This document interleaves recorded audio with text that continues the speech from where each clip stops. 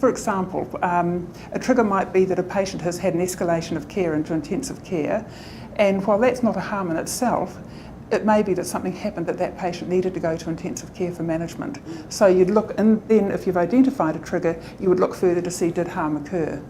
And so using the triggers, they go through the record in a very systematic way. So they might start with the discharge summary, they would look at the laboratory results, they would look at the medication chart, and then they maybe look at the actual patient notes.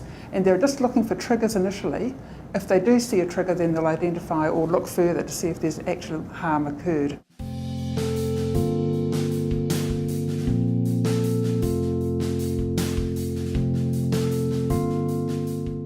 What we'd like to see, and what particularly from the Commission point of view, is that ultimately we'd be putting stories about improvement on the website for other DHBs to use. So other DHBs then would tap into that information.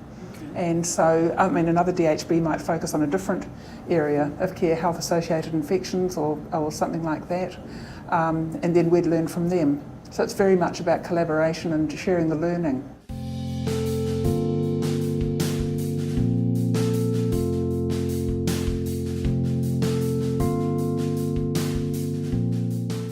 I think it's a really useful tool. It's really the best tool around at this point in time. I mean, that might change over time, but at the moment it's the most objective and well-validated tool that we've got for looking at patient harm.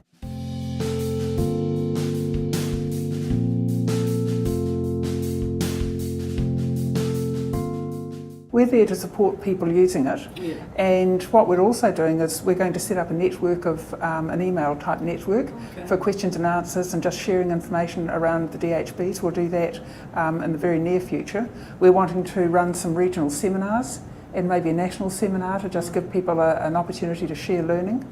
And then over time, as more DHBs pick it up, I think there may be an opportunity to collate information nationally, not identifying DHBs. The purpose isn't to compare DHBs, and I want to be very clear about that. But it could be useful to look at patterns across the country in an anonymised kind of a way. So, but that's a future discussion.